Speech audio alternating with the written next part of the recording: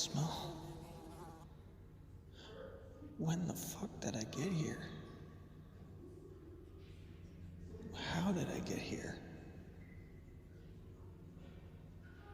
And what happened to me? What did it do to me? So we finally made it here. Right into the place where all the crazies go.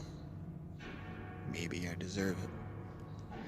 I knew exactly what I was doing when I tried to hang myself. The thing is now is that they're trying to put all the pieces together onto why I even did it in the first place. God, this place gives me the fucking creeps. Granted, I already know that I'm gonna be here for a very long time. All because of one little mistake. I can't ask for better results. Then again, I can't ask for the best results.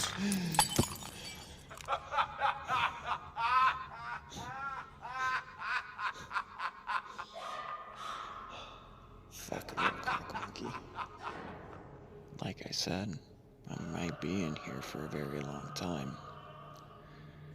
I'm gonna have to learn to get comfortable in here. Or they might rip my teeth out, or dissect my brain, or something or other just to try to make me stress out. I know these places can be unpredictable, especially when you're standing alone by yourself. One thing I'm trying to tell myself is to mind my own damn business, keep my nose down, watch my back especially. And if I had an idea on how to survive, I wanted that idea fast just so I can get the hell out of here.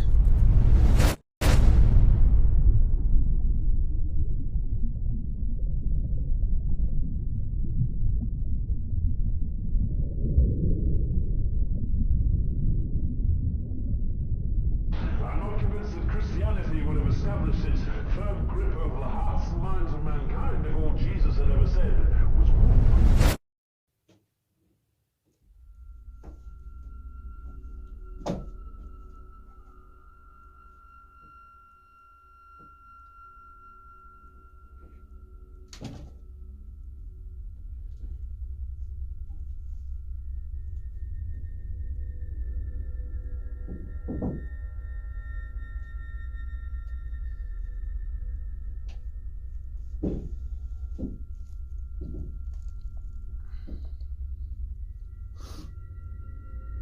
So I guess I got a lot of explaining to do. But here's the thing, the truth about it all is that whatever I did, whatever happened, what I did was unexplainable, unrecognizable. What happened? It was just a rare oddity in my head that some of you know that I got deep, dark thoughts that always creep into my mind, no matter how I feel, no matter if I'm trying to get revenge on somebody. It doesn't matter. It doesn't matter what happens. The outcome is always the same. And what happened in the last episode, well, it kind of put me in my place. I mean, the attention is unbearable to watch sometimes. But at the same time, people know that I'm willing to go the mile to get my point across. I'm willing to go all in. Put my deck on the table. And you will realize that I'm waiting for the right moment to seize that opportunity, to seize that outcome that I've been waiting for, waiting desperately. waiting desperately to become someone. Do you want the truth? Do you want the truth about upside down suicide? Well, here, I'll tell you the truth. Upside down suicide was an episode that, no matter what happened, no matter what the act was, no matter what I did in this very shed to actually get my point across, it didn't matter what happened. Whatever happened in this shed, it was almost demented, and it took over my entire self. Wanted me to look myself in the mirror and actually see what I could possibly do. So when I did do upside down suicide, I took it under consideration. I took it to the mile. I took it to the limit, seeing how far I would be able to go to show you what you have done to me in the past, and what those feelings, that emotion, and all those daggers you decide to put down my spine. I showed you what it all really meant. It was almost poetic, but here's the thing. The mistakes, the consequences that came with the making of that video, I want you to know, I'm not insane. I'm dysfunctional. I'm dysfunctional enough to actually make a video like that, and I don't see any of you trying to make a video like that. I got the balls to do a video just like that, and I did it with the materials that I had in my disposal. If you want to point the finger at anybody, you should point it at yourselves and then watch the video. And that's all I gotta say about that. You know, the feeling that I get, the feeling of losing sight of everything, it blinds you. It definitely blinds you.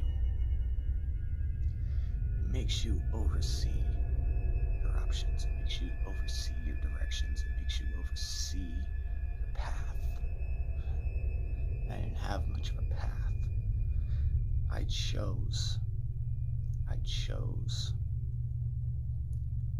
to be who I am. I chose to be the better person in my own insanity. I chose to be the person that you can all hate on, but can still love to this day.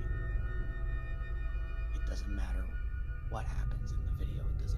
It doesn't matter what I can do in the next. The main thing is that I am here forever. My videos will last forever. Life is a game, and you have to follow the rules to discover who you are. And that's exactly what I did.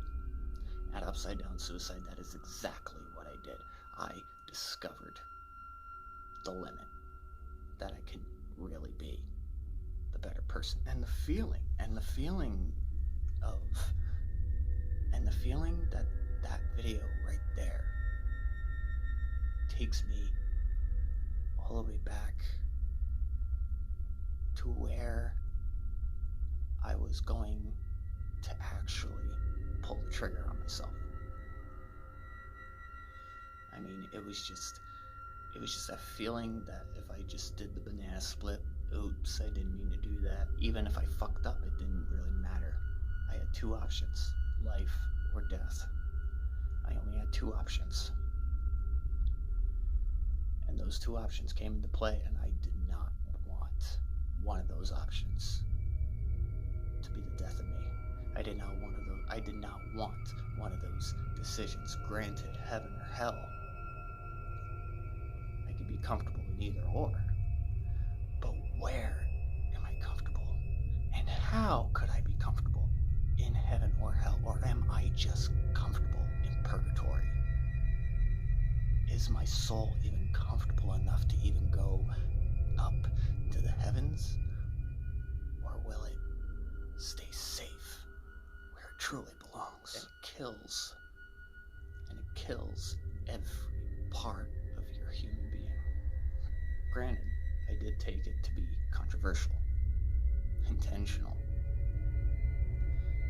But I mean, come on now. Look at Zach Seiler, for instance, being the attention seeker, trying to fix his mistakes that he made 4 or 5 weeks ago. Zach Seiler, I thought you were smarter than me, boy. Being racist to a Japanese woman. And then trying to convince everybody that she's your sister? Trying to convince 10,000s of people. Where does your edge end? Because I believe that your edge isn't sharp enough to even make an impact worldwide to fix your mistakes. See, it's one of those things, we try to fix our mistakes, our consequences, our misdeeds, but at the same time, what happens? At the end of the day, people recognize us for who we are. I wouldn't want my spotlight to be on just upside down suicide. I wouldn't want my spotlight on just one video. No. I want to make sure that my attention and my spotlight is against every single video and against every single word I've said. I want to make sure that my point is across to everybody in this town, and everybody that used to live in it, and everybody that used to walk through it, and everybody that used to walk through those halls and think that they were the better man. No. They thought they were the better man. They thought. Now, they don't got the balls to do what I can do. Zach Seiler, he tried to do what I could do, and there is no way in hell that that boy could even do anything that I could do. See, Zach Seiler was a stupid, dumb boy on any kind of social media, making an ass out of himself. And yet I bet he's still paying the price. So that burial video that I made, it could be there out in the open, but it will no longer be here. He will always be in the burial grounds. But he can never exist on my channel because he is not worthy, and he is he's absolutely not even worth my time. So I'm gonna leave it at this, Zach Seiler. Boy, made the biggest mistake of your life. But you on the burial grounds now, and these are my grounds. You live by my rules now. Deal with it, bitch. But how far am I willing to go? How far am I willing to go to fight for my spotlight? Maybe I have to be more intentional, more physical, more on the mental side. Maybe, just maybe, I have to be better, smarter than every single one of you in Palmer. Or maybe, just maybe,